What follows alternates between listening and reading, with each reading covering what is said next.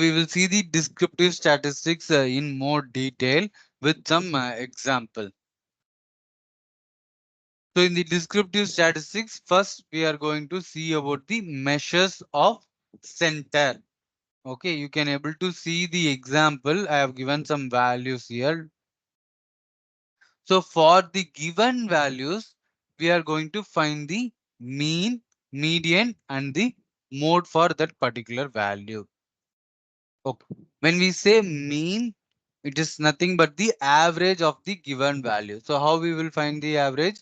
We will try to sum all the given value divided by total number of values. So here totally 12 values will be there. So if I try to add all the values and if I try to divide it with 12, then I will get an average of 5.3. Okay. So based on this only, we used to say, right? Example like, GDP and all, they are saying what is the average salary of a person living in this particular place.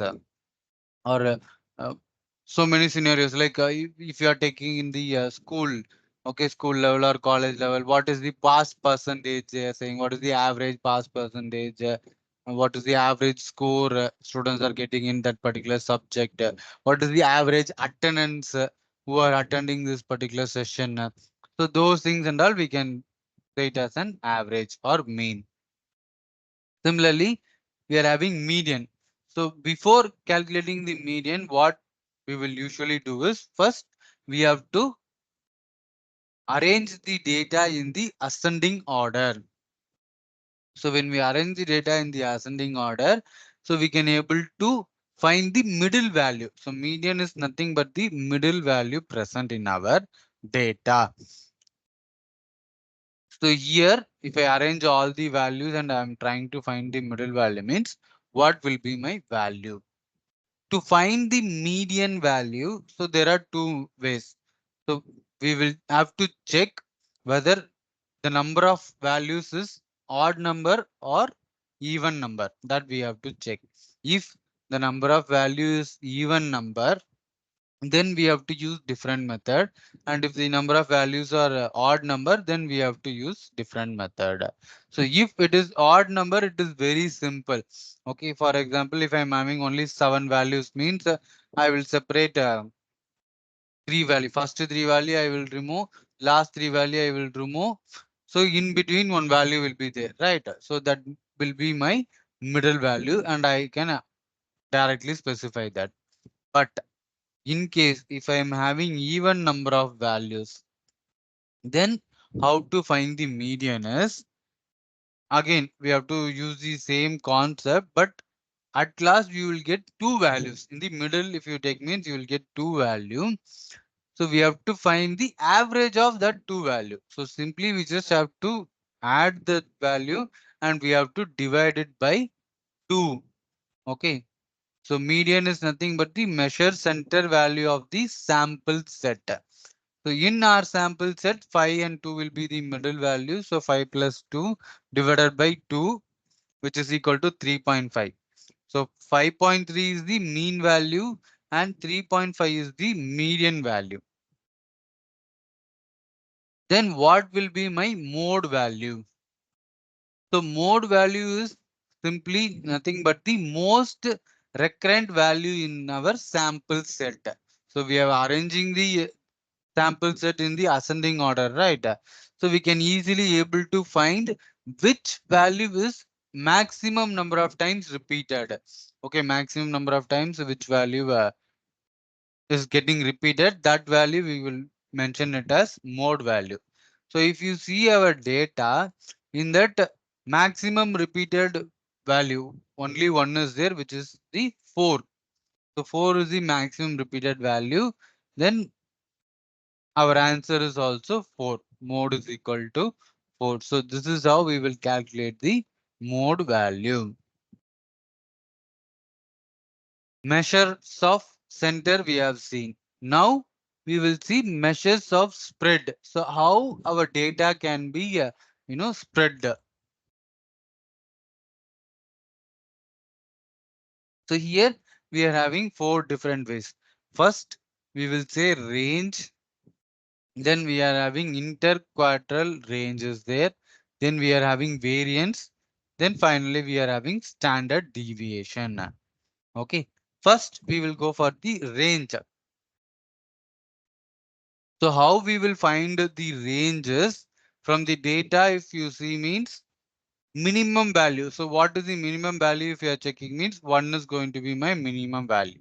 Similarly, if I check for the maximum value, means 12 is going to be my maximum value. So the values between 1 to 12 only we will call it as the range. Okay, from one range to another range, the values are getting placed. So here it is clearly mentioned, measure of how values are spread.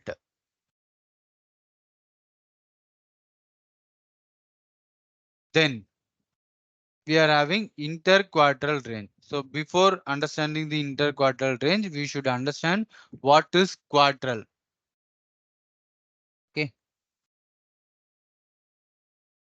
Quartile is nothing but the measure of variability minus dividing into quartiles.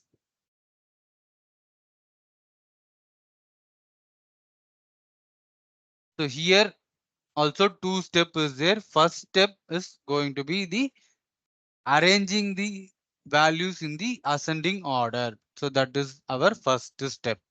Because once we arrange the data in the ascending order only, we can able to perform the operation correctly. So first step is ascending order. So we have arranged the data in the ascending order. Then second step, what we have to do is to find the interquartile range. First, we are trying to find the median value. So already we have seen one example, right? How to find the median. So same concept apply here also, and then find the median value. Then we will see what is quartile and what is interquartile. First, for this particular data, what value will be my median value? So here the median value. So again, if you see, means we are having 9 values totally.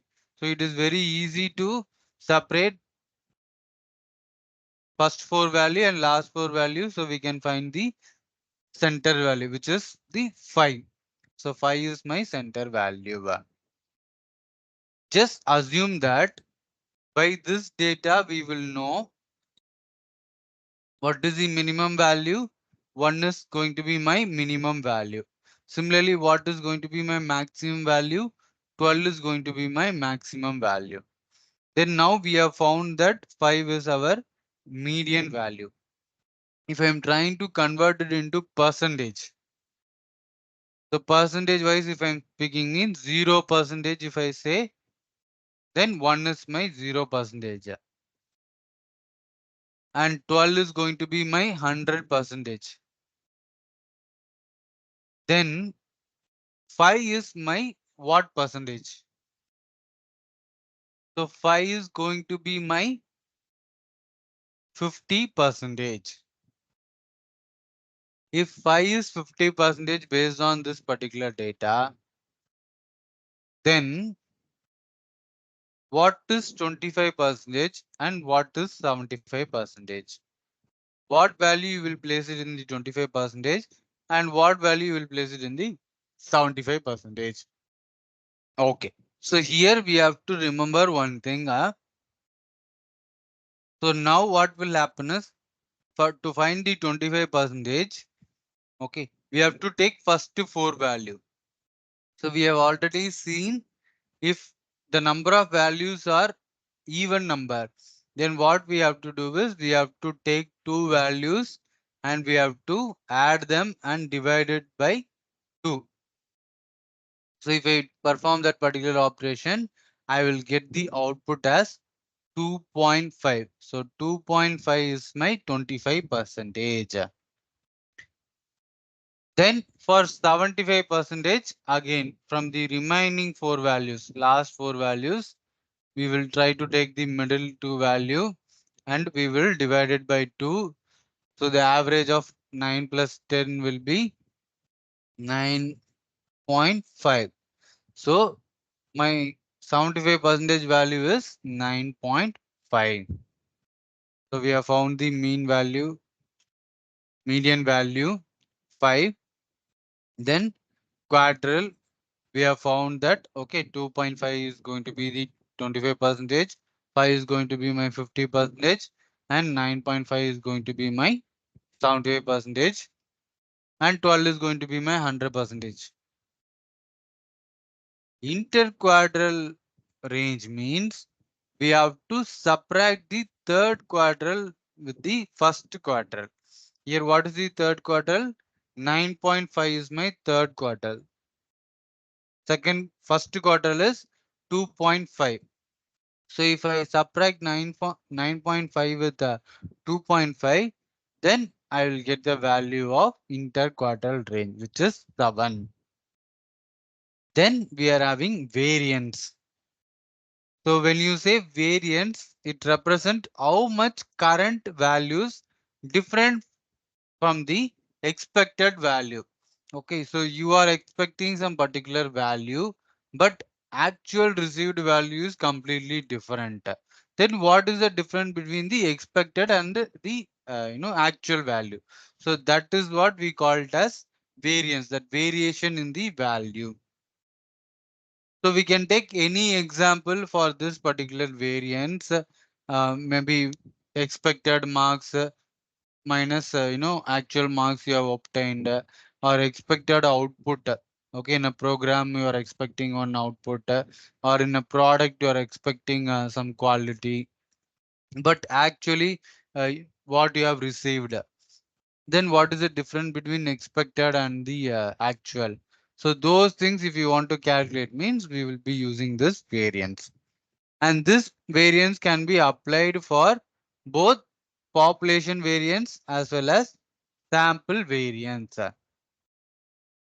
Okay, the difference is going to be the data set. The size of the data is going to change, and values which we are taking into consideration. So those things are all going to change. In the population variance, we will take the entire data and we will perform the analysis. Whereas in the sample variance, we will randomly take some sample values and then we will perform that particular operation. Then we are having standard deviation. So what is standard deviation? So it is a measure of dispersion of set of data from its mean. So what we will do is we will take the entire data and we will sum the data and we will try to find the mean value. So how we have calculated the mean value before, mean, median, mode.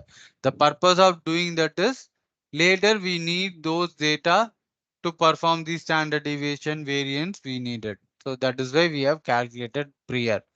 So we will take the mean data and then we will try to subtract it with each and every data. So whichever value is less than the mean value, then output will be in the negative. And whichever value is greater than the mean value, so output is going to be positive. Then later we will try to sum all the values which we have calculated from the standard deviation. So this is going to be the formula for the standard deviation.